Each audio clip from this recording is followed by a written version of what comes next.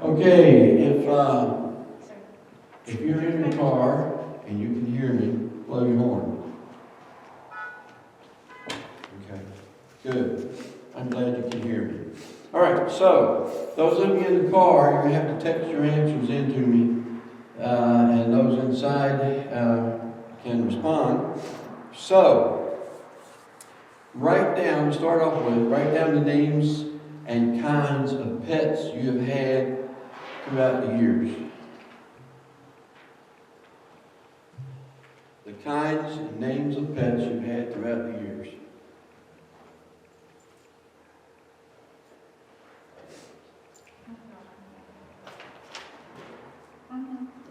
Need a pen? No, she got it.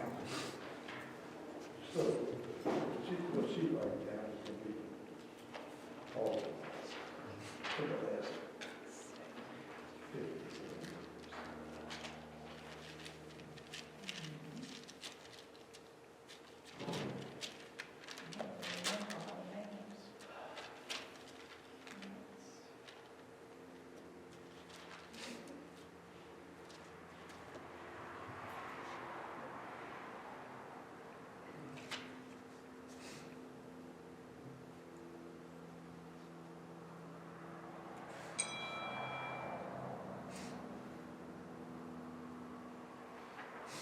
Okay, Katie has responded. She's had dogs named, look at this where I can see it better. All right, she's had dogs named Tippy, Charlie, Toby, and Tallulah. She's had cats named Cat, Carter, Lucy, and Linus. She's had fish named Tyrone and Lil J and Scott. All right. And then Jason responded, dogs and cats, Prince, Sparky, Rusty, Boots, and Charleston. All right. How about in here? Who's had We pets? have one dog, right? Two? Oh. Rainy and 3 cats. All right. Kitty, CB, and Gray. And I know there were more, but I can't remember that. Yeah, okay. How about Nathaniel? I had a turtle, I don't remember the name, all I really remember is during a thunderstorm, we got to bring him inside and he ran away. Okay. So, there are things about pets. We had, wait a minute, somebody responded. Chad said he's had dogs named Muff, Spooky, Maggie, Jack, Princess, and cats. An orange cat in high school. And then Socks is a cat they have now. And they've had fish named Peter and Libran. So, we've all had pets. Since we've been married, we had 2 dogs. First one was named Gus, and the second one was named Stinky. And the reason for that is that Brian bought 2 dogs, and one of them he named Puddles, and the other one he named Stinky. So you can figure that out.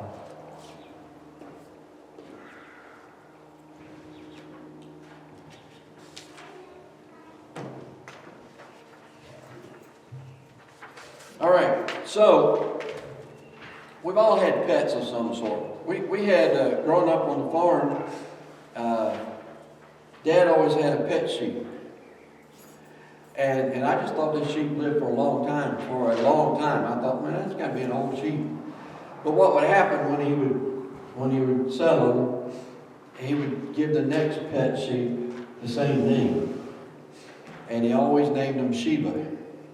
Why he did that, I don't know, but he could walk out in the pasture and he could holler, Sheba. And Sheba would start running, coming straight to him. And then all the other sheep would line up and follow right behind. That's one of the traits of sheep. And so today we're in John chapter 10 for Sunday school. We're going to talk about the Good Shepherd. The Good Shepherd. Now, just some quick background.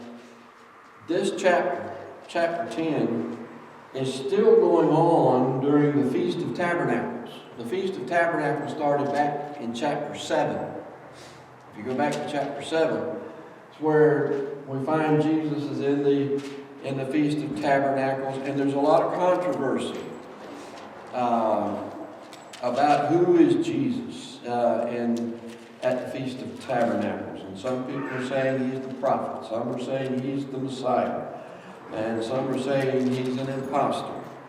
All of that is going on while he's teaching at the feast, and the people are having different controversies. Then you got chapter 8, you got the adulterous woman was brought to Jesus, and Jesus said, let him without sin cast the first stone. Then you come on into chapter 8, and there's the discussion of Jesus being the light of the world. And then you get to chapter 9, and Jesus heals a man that's been born blind. And the Pharisees and the Sadducees end up throwing that man out of the synagogue because he's saying, yeah, you want to be one of his disciples too? And they didn't like that response, and they kicked him out of the synagogue. And so, again in chapter 9, Jesus tells them about his deity and who he is. And then chapter 10 starts with the parable of the Good Shepherd. Now, what kind of reputation did shepherds have in Bible times? Not good. No. Worst. We go all the way back to Egypt. When the children of Israel went down into Egypt, where did they put them? Goshen. They put them in Goshen. Why did they put them in Goshen?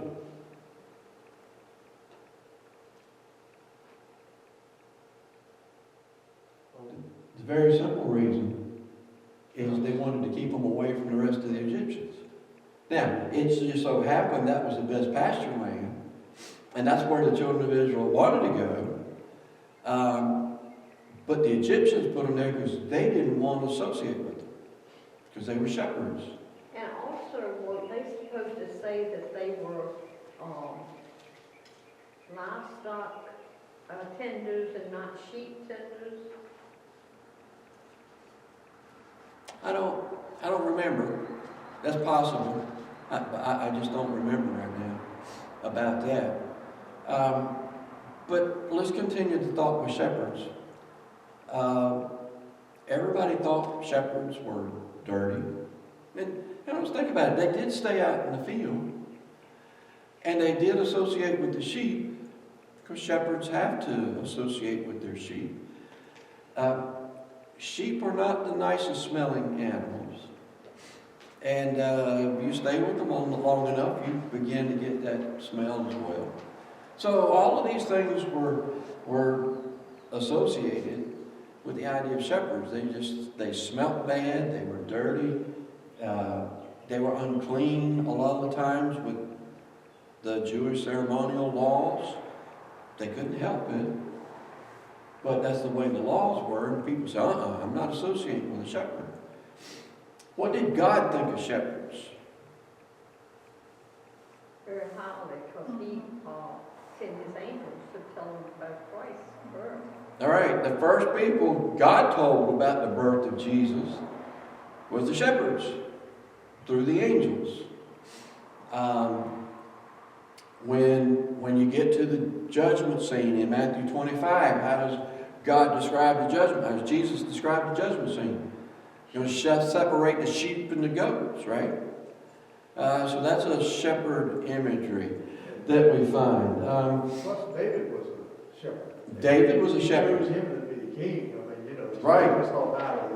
Yeah, David was a shepherd. Some of your prophets, like Amos was a shepherd. When you get to the description of elders, Paul and Peter both described elders as shepherds.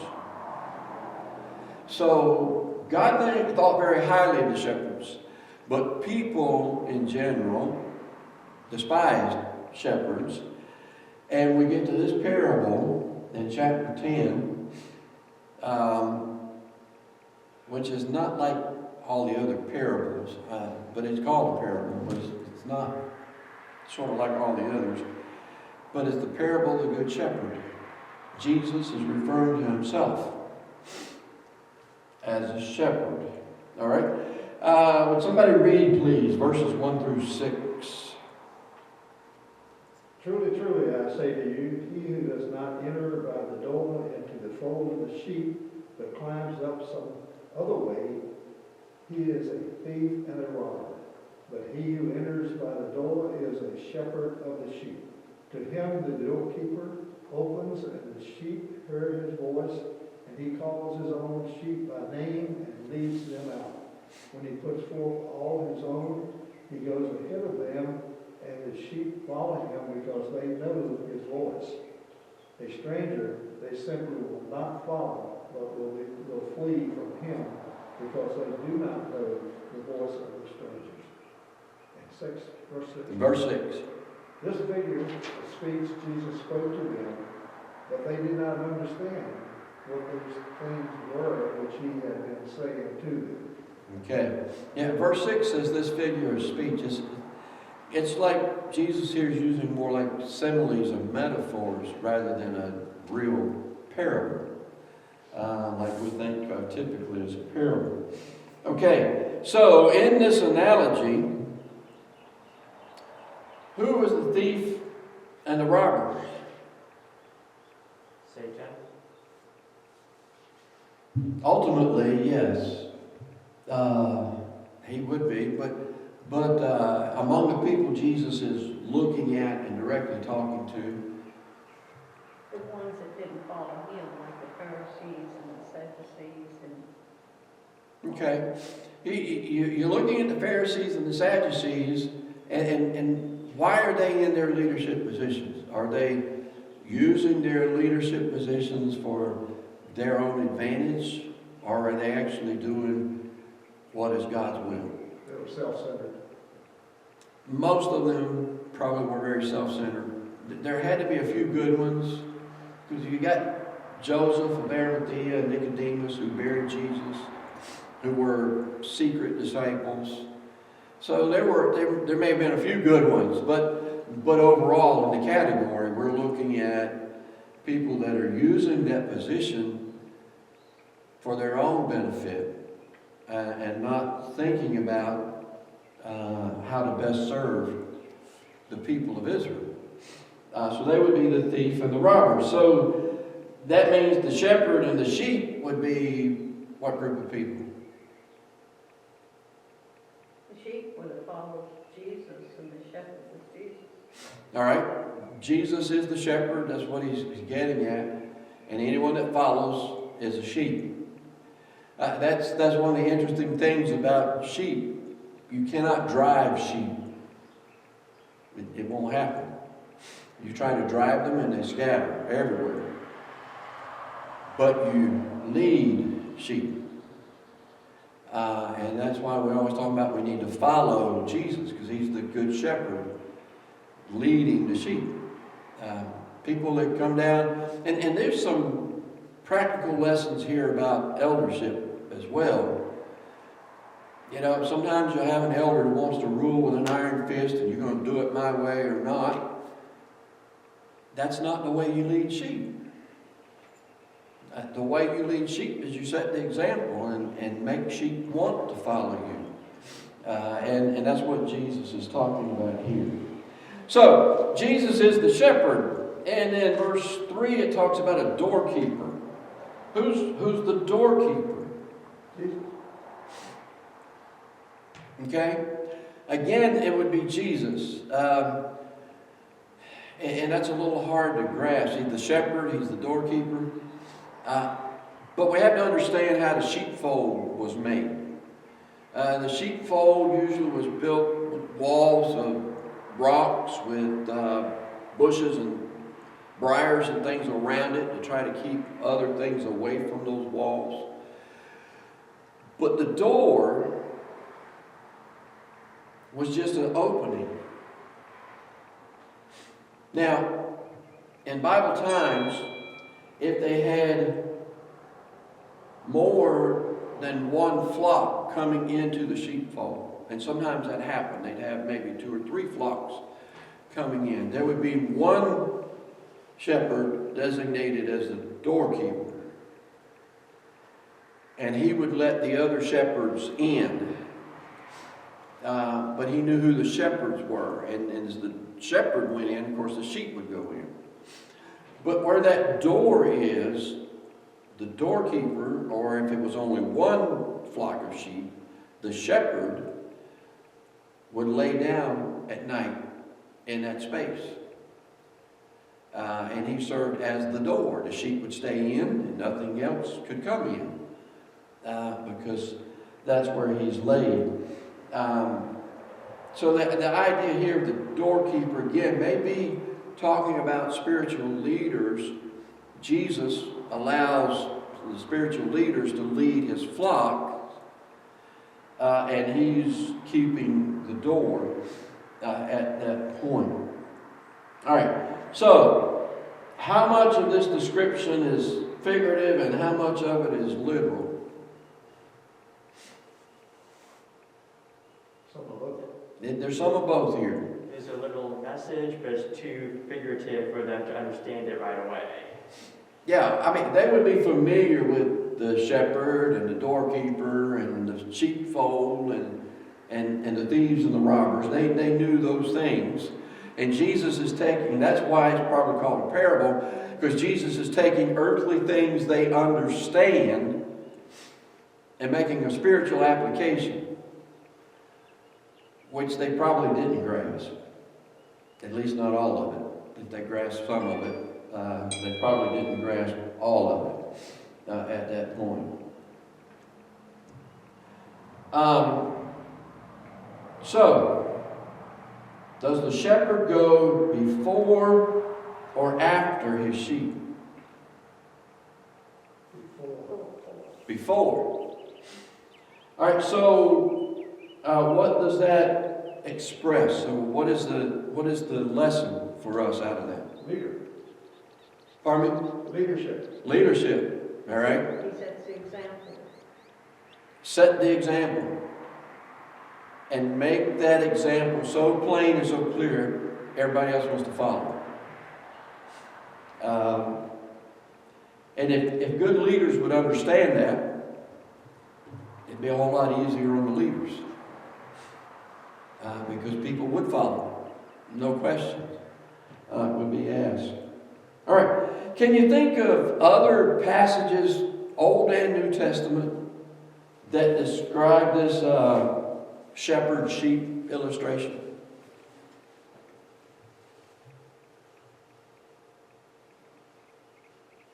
Well, would Moses leading the Israelites be one?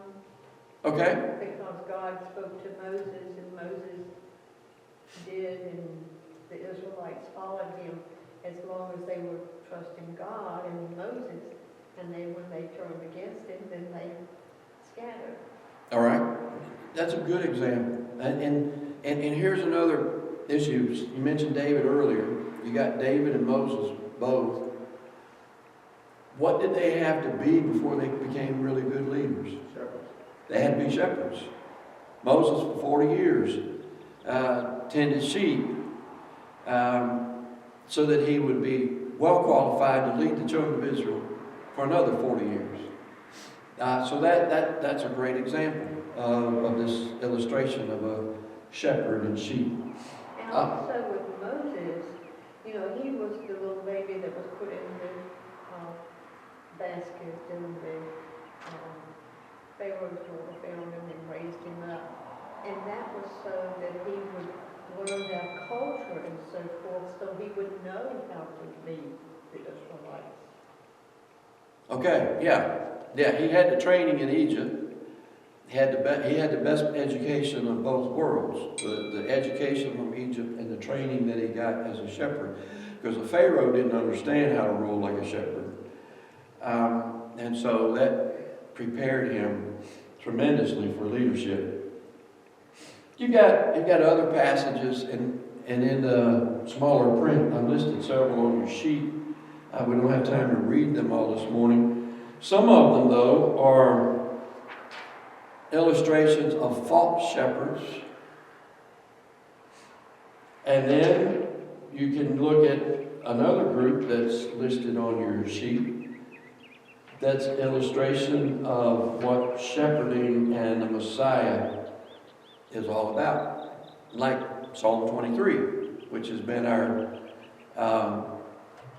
lesson all week that we've been reading and studying and contemplating what that means in our memory verse from that. So, but you've got others, Isaiah and Jeremiah and Ezekiel and Micah, all talk about the positive benefit of shepherding and what the Messiah is all about. So when you have time, you may want to look up some of those other passages to contemplate on.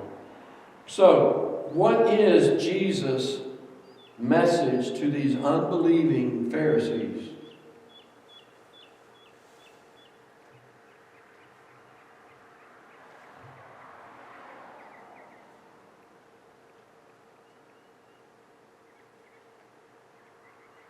His message is verse 1.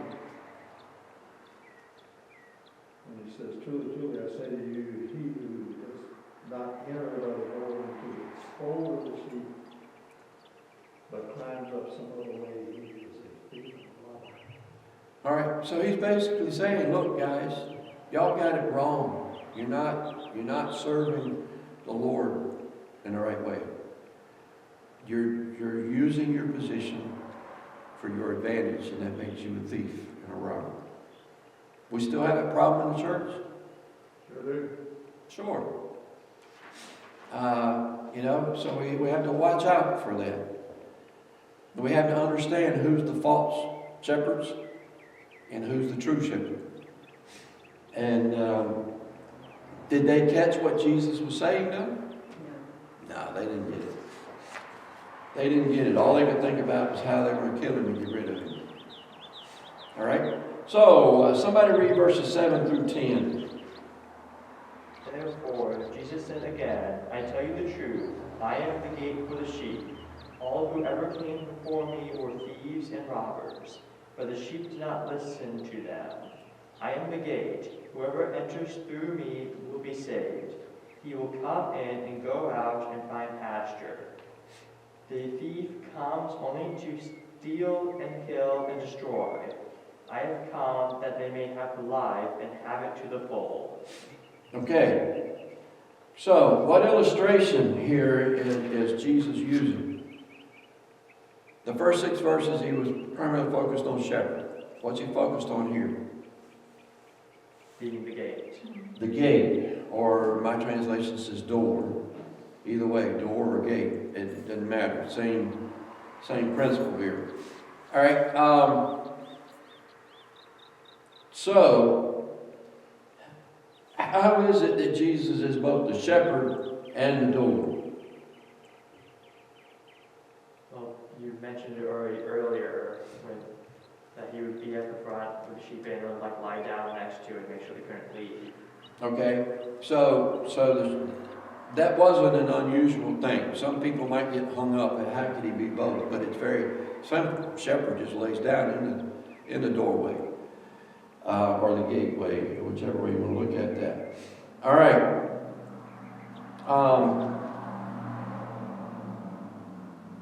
So the thieves and robbers come. Do the sheep hear them? Well, they might hear them, but they scare them, Okay. and they scatter. All right. Yeah, verse 8 says, but the sheep don't hear them. But the thing is the voice, and Ann, I think you're right. It's the voice. I know whenever I would go with Dad to the pasture where the sheep were, Only his voice. he would always tell me, stay in the truck. Mm-hmm. Stay in the truck until I get with the sheep, and then you can come. And when the sheep would come to him, then he could say, all right, you can get out of the truck. And I could go where he was among the sheep, and they were okay. But if I had gone before him, the sheep would have never come, because they didn't know my voice like they knew his voice. And so it ought to be that way today. As sheep, we ought to really know what the voice of Jesus sounds like. And the way we know that, of course, is by studying his word and learning what it says. And so when some false teacher gets on the radio or the television, there ought to be things we say, wait a minute, that don't sound as right. That doesn't sound like the voice of Jesus. And be able to identify those things.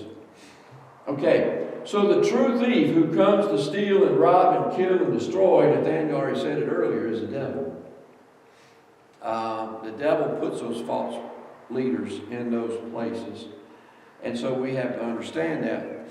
But Jesus said, I have come that you might have life abundantly, or life to the full.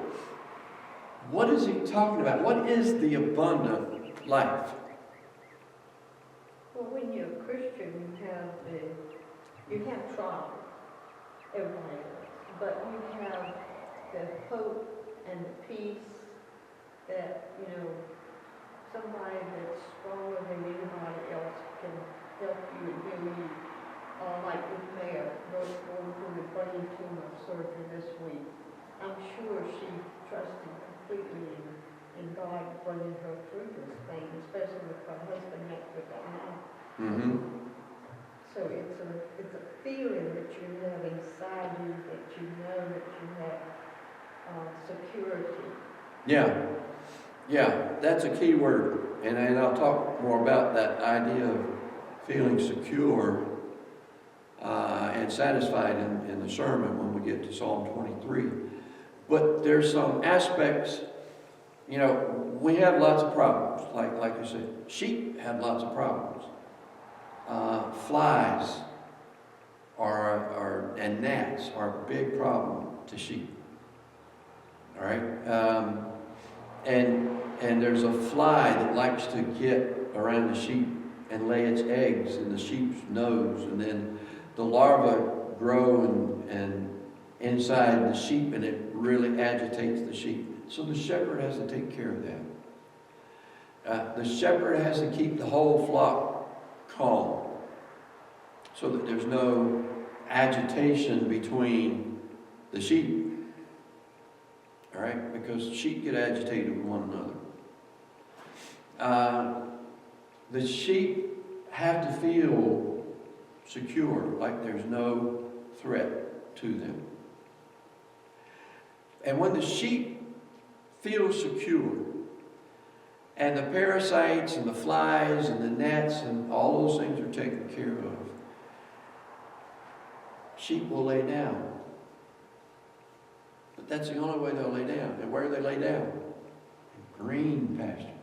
And Ray, I read a narrative of the 23rd Psalm, and I did not realize that if a sheep flips over, he can't get up. Well, if he lays down on his back, no. He's done. If he lays So on his the back, all four shepherd legs up, he'll lay there and He's die. always with them.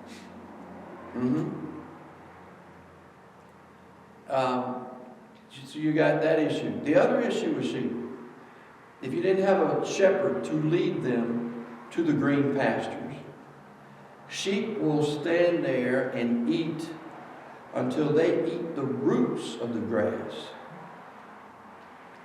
So there wouldn't be anything to feed them.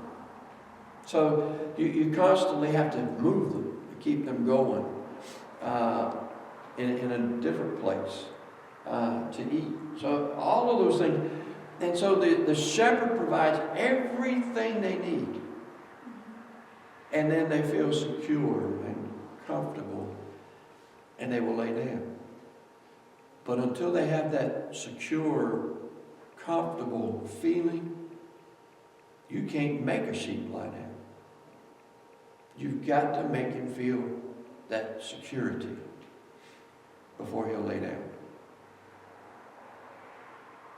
Might be why Jesus compared us a lot to sheep. Because we need the same thing that they need. And we have lots of problems, just like sheep have lots of problems. Okay. 11 through 14. Somebody read that for us, please. I am the good shepherd. The good shepherd lays down his life for the sheep. The hired hand is not the shepherd and does not own the sheep. So when he sees the wolf coming, he abandons the sheep and runs away. Then the wolf attacks the flock and scatters it. The man runs away because he is a hired hand and cares nothing for the sheep. I am the good shepherd. I know my sheep, and my sheep know me. Okay. According to verse 11, what's the one thing that good shepherd does for his sheep? He lays his life down. All right, so Jesus is trying to get across, even here at this feast, that he is the Messiah and that he is going to die for our sins on the cross. He's trying to get people to understand why he came, even in this story. All right? Who is the hired hand and why is he different?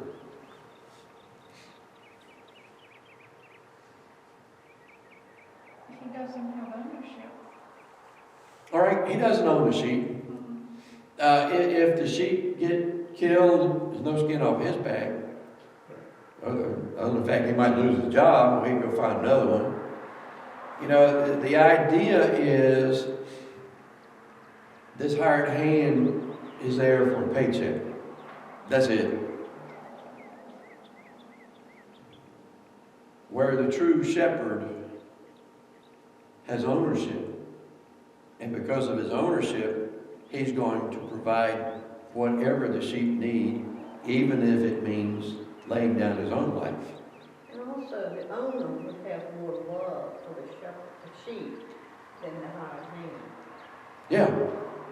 Yeah, the hired hand just doesn't care, you know. If the wolf comes along, the easiest thing to do is run, let the sheep get eaten. And that's what he's going to do. And I'm going to rush through this a little bit because our time's running out. But who is Jesus contrasting himself against in this portion? Were the hired hand that the Pharisees and Sadducees because they would put the weight more on the sheep than on themselves. Okay, so the Pharisees and the Sadducees, but ultimately what's behind them is Satan. So all of these things play in here together. All right, verses 15 through 18. Even as the Father knows me, and I know the Father, and I lay down my life for the sheep, I have other sheep which are not of this fold.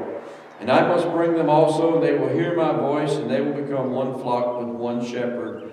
For this reason the Father loves me, and I lay down my life so that I may take it up again. No one has taken it away from me, and I lay it down on my own initiative, and I have authority to lay it down, and I have authority to take it up again.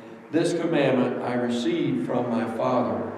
All right, so very quickly here, he says, he's the good shepherd, and he knows his sheep, and his sheep know him. And then the next verse he says, and the Father knows me, and I know the Father. All right? All that's important because when in chapter 14 Jesus says, I am the way, the truth, and life, no one comes to the Father except through me. So, if we know Jesus, then we should know something about the Father. And we should be on the path to looking or to getting to the Father. And how does Jesus express his love for the sheep? Willing to die. Okay? He says in verse 17, I lay down my life that I may take it up again. So here's a prediction of his death, burial, and resurrection. Jesus is letting them know, I'm in full control here of what's going on. Because all through this feast, they've been talking about killing him.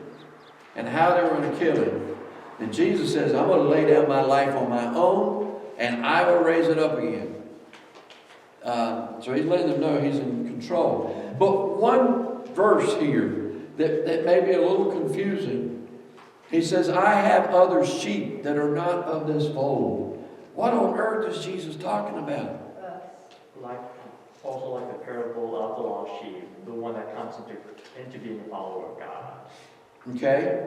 The lost sheep, the Gentile people, were not considered part of the sheepfold by the Jews. And so the Gentiles are to have salvation. Yeah? We told them when he left the Great Commission, go into all the world and preach the gospel to every creature. Well, every creature would be Jew and Gentile. So the other sheep are the Gentiles. Now, I know there are other groups that try to give other explanations, but that's just the simple, logical explanation of that. Okay. So that brings us basically to the end. The application behind all this is that there are lessons here for the elders to learn to follow. And there are scriptures on your sheet that would help answer that application part of the question. Okay, real quick with the prayer list before we get ready for worship time. Reggie Webb, and I know you've heard that name. Reggie is a cousin of mine. He was a professor at Bluefield. One of the greatest Bible teachers I've ever heard. I could sit and listen to Reggie and never move. And it could be hours. I'd never get up. He's just that great of a teacher. In fact, Mom said he was the first preacher that I ever listened to as a child, that I actually sat and listened. But Reggie is in the intensive care unit in a hospital in Little Washington, North Carolina. He's got a number of issues going on. The main one right now, though, seems to be he's having a lot of problem breathing. Keep Reggie in your prayers. And keep Nancy Jane in your prayers. She has been dedicated to him because Reggie's been paralyzed most of his life in a wheelchair because of a car accident he was in going to the Kaimichi Men's Clinic. And so they really need your prayers. Maida Fritz had her surgery Friday. The doctor got all of the tumor he could get. He said, you can't go but so far in the brain before you start messing things up. And so they got all they could get. The tumor was bigger than they anticipated. But she came through the surgery great. She was talking after the surgery, clearly. And the doctor was very pleased with how everything was going. But they did put her in intensive care and they sedated her once she came to. They went back and sedated her and keeping her sedated until tomorrow. Tomorrow they're supposed to put her in a room. And if everything goes well, she'll be home in 3 to 5 days. She won't be able to drive for 6 weeks. And Dennis can't drive anymore. Dennis's eyesight is messed up so that he can't drive. And he doesn't have any far vision, which prevents him from driving. So keep both of them in your prayers. And also Kim Chumby, I got a report on her. Jackie Vanderheim was saying that she is old Kim again. Okay, great. And there's only trouble is there's 3 months that she can't remember. And I told Jackie, I said, maybe that's a blessing for her. It could be. It could be. Sometimes we say, well, why can't I? But maybe God knows best that we just don't remember that part. And Laura Jesse, haven't had any more updates other than the fact that they think it's not as bad as they were thinking and they can take care of it. I think her surgery is scheduled for the 16th. I think that's right. So, and that's all the updates I have on anybody on the prayer list. So, Franklin, would you lead us in prayer, please? Heavenly Father, we thank you, God, for this time that we've had together today, the exciting day that we can start the Sunday school back. And God, we just pray for all of those who are sick and hurting, those who are in hospitals, those who are awaiting surgery, and all kinds of situations that we're faced with because of this pandemic. God, I just pray that we watch out for each and every one of us, that we might just do the things that you would have us do. This I pray in Jesus' name. Amen.